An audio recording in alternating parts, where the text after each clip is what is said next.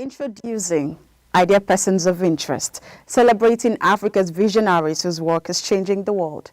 Today, we honor 4 exceptional individuals and teams in science, leadership, agriculture, and entrepreneurship.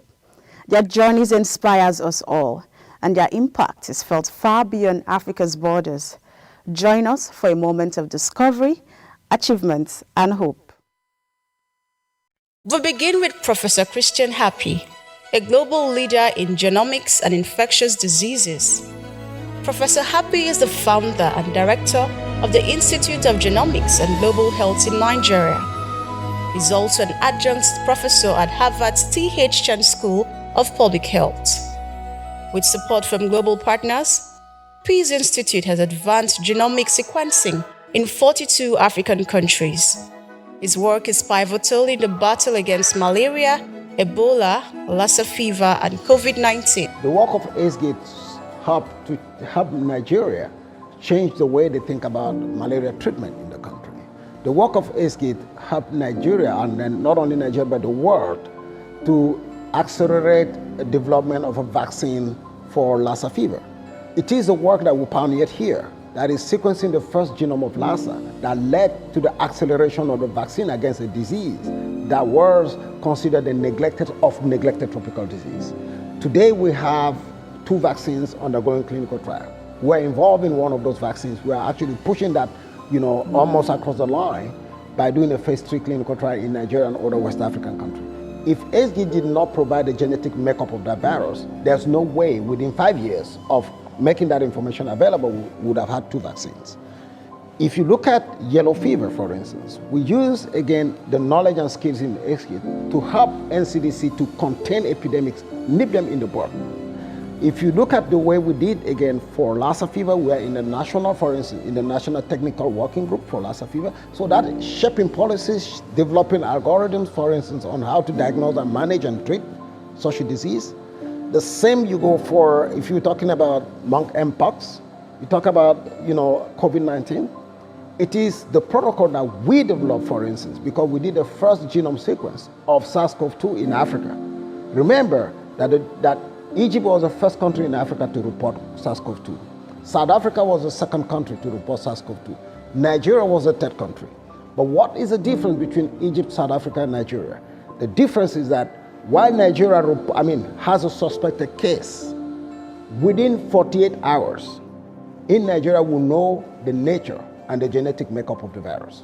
While in Egypt, 3 weeks after, they don't know where to start. While in South Africa, 2 weeks later, they don't know where to get. But then we use such information to help the government to respond to the epidemic. Also remember that in 2014, when the world could not tackle Ebola, where we're having 11,000 dead in just the other small countries in West Africa, Nigeria, which has a population of 230 million, and having an epidemic starting in a country like Lagos, in a city like Lagos with 23 million, end up with only 20 cases and 8 dead. What is the key, the recipe behind the miracle, is ACE-GATE quietly diagnosing in near real time and giving information directly to public health makers and showing them exactly where they should go and then tackle the problem, where there is the hotspots are, how to isolate people, how to segregate people.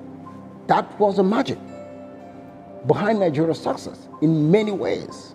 So when you see Nigeria going in the annals of public health, beating an epidemic of the magnitude of Ebola with only 20 cases and 8 dead, is simply because ACE-GATE was quietly working behind the scene and providing information in real time. And it is the same when you look at COVID. In the case of COVID in Nigeria, I can tell you we have dashboard. We were providing information to the Presidential Steering Committee in real time. We knew at different time points which variant was circulating in what area of Nigeria. At some point, we knew that there were 49 different variants circulating across Nigeria. We knew which variant was circulating where. These informations are very critical to understand and drive interventions. But then these are things that we're doing quietly. And then when you hear about ACE-GATE, when you talk about policy, it's not just policy.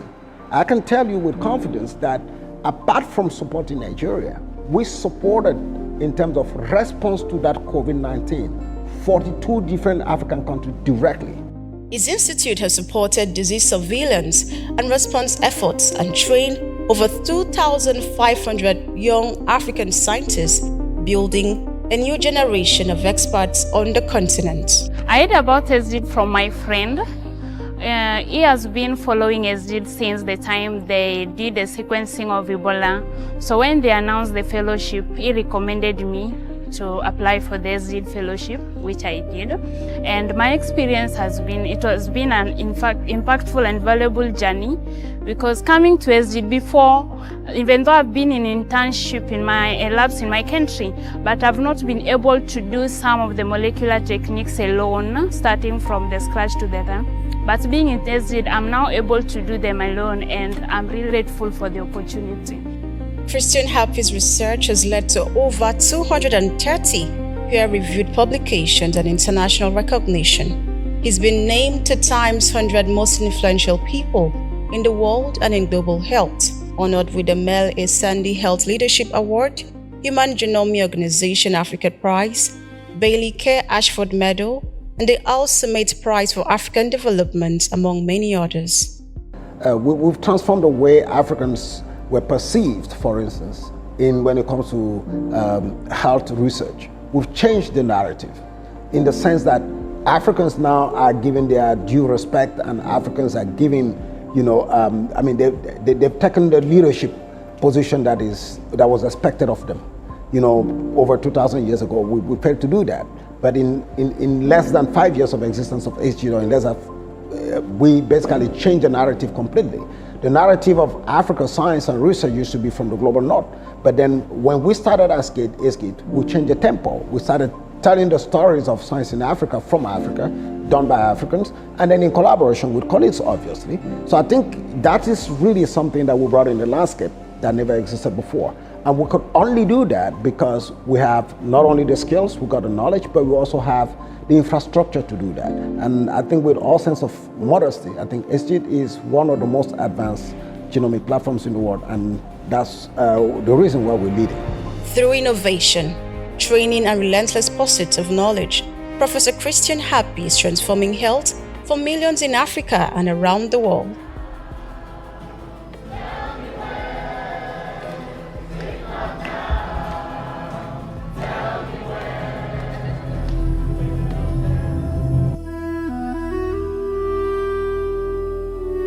Next, we meet Professor Amina Gurib Fakim, renowned scientist, biodiversity champion, and the first female president of the Republic of Mauritius.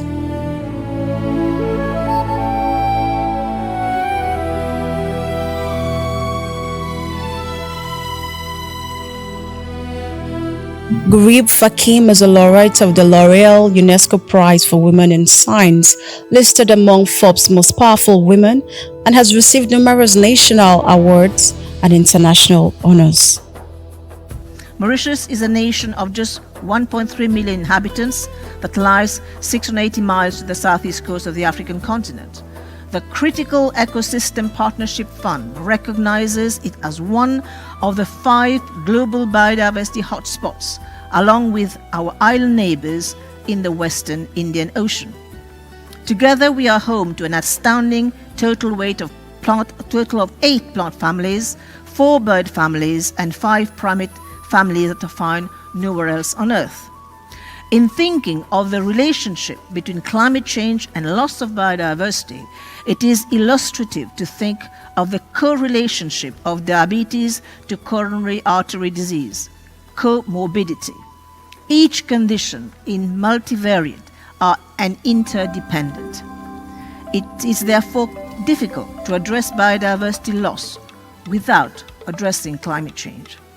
As all of you are aware, the management of climate change, like the sustainable management of biodiversity, represents a complex interdependence of many factors, touching upon... Now here you'll find that even Jesus has competition.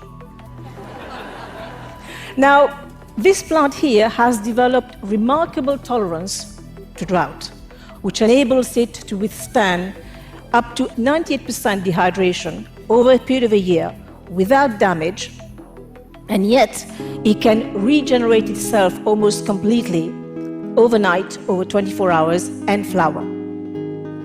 Now, us human beings, we're always on the lookout for the elixir of youth. We don't want to get old. Rightly so, why should we? Especially if we can afford it. And this gives you an indication of what the plant looks like before. Now, if you are an unexperienced gardener, the first thing you'll do when you visit the garden is to uproot this plant because it means it's dead. But if you water it, this is what you get. Amina Gurib Fakim's leadership, scholarship, and advocacy continues to inspire scientists, policymakers, and young people across Africa and the world at large. Women in science, I think most women across the world, they have the same problems in terms of acceptance. I don't think many countries or many societies have really appreciated the power of women's intuition. If you look at the computer world, which is driving the world today, I think very few girls know that there was a woman computer scientist. A professor of organic chemistry and biodiversity scientist, Amina Gurib Fakim founded the Center for Phytotherapy Research, advancing the study of medical plants in Africa. Our biodiversity, the green gold, which are increasing core the biodiversity of Mauritius. And through this green gold, through this biodiversity, be it from the ocean or be it from the land, we should be investigating and looking into new avenues for development, be it in the pharmaceutical sector. And this is what my company was doing, providing innovative ingredients for the pharma, food, and cosmetic sectors, because Mauritius is part of the biodiversity hotspots. And from biodiversity hotspots, which fortunately or unfortunately still remain in the realms of the tropics, I said unfortunately because climate change is precisely threatening this resource. And this resource has to be protected at all costs because it's going to provide us with solutions for our future problems. She has authored and co-authored nearly 30 books and scientific articles and played a key role in creating Africa's first herbal pharmacopoeia. As chairperson of the International Council for Scientific Union for Africa and member of the Pan-African Association of African Medicinal Plants, she has been a driving force for science policy and research across the continent. Her contributions have been recognized worldwide.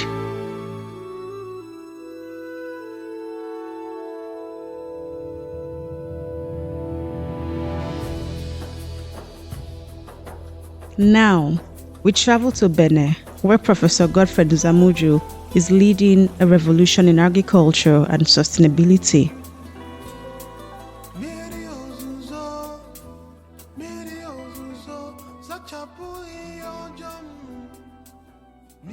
Professor Nzamuju is an engineer, biologist, philosopher, and founder of Songhai Farms. Inspired by the devastating drought and famine of the 1980s, he returned to Africa with a vision to develop a zero-waste agricultural system to fight hunger and poverty.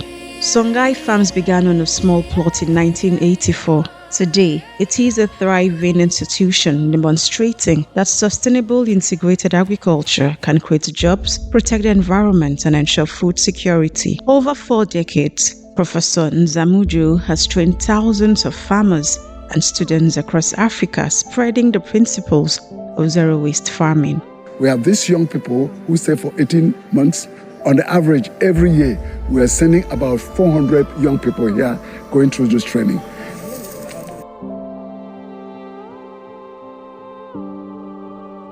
Because since I've been here, I've been able to meet people from Mali, Gabon, Senegal, and other Nigerians as well. The skills we get here is so unique. It's unlike the ones we've known before. When we're done with the program, I'll be going back to Nigeria to impact what I've learned. Take the oil palms, for example. Our parents were using a lot of chemical fertilizers. But thanks to our training, we now use manure as an organic fertilizer for our oil palms. That's allowed us to produce better crops in a greater capacity.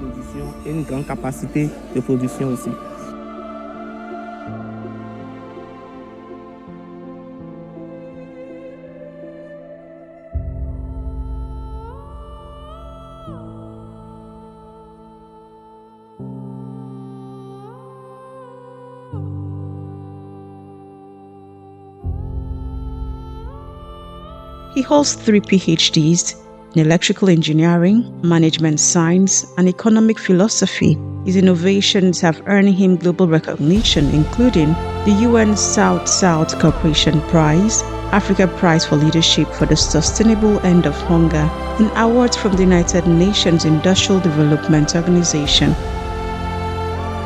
We are exporting wealth and importing poverty. This is not acceptable. Start this logic of development, abandon the logic of dependency. And this is what we're doing today. When I came here about 30-something years ago, it was desert, nothing at all. The land was dead. But look at what you see now. Africa, the richest continent in the world, is the poorest. Something is wrong. So we created this place to give Africans an environment, a space where they look at themselves seriously. Songhai is where Africans can learn how to grow up.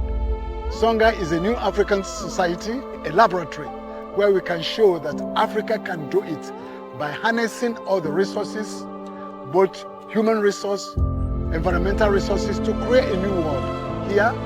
But the beginning, the take-off point is agriculture. But that agriculture must be sustainable to produce better and more with less.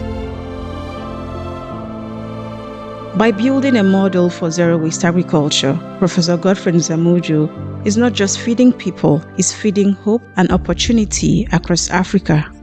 So I decided to adopt Songhai as a symbol of a new African society, a symbol of African Renaissance. That agriculture that solves the principal problems of Africa today, environmental degradation, food insecurity, and employment, is to service them at the same time. Finally, meet Kwani Williams and Emily Cunningham, innovators and social entrepreneurs transforming lives in Ghana and beyond.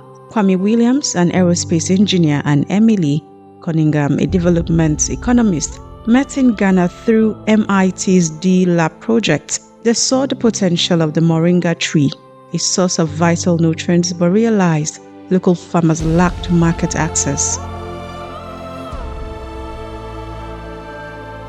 I want to be an aerospace engineer, and so I got the chance to study aerospace engineering at MIT, thinking that that was going to be my career and future.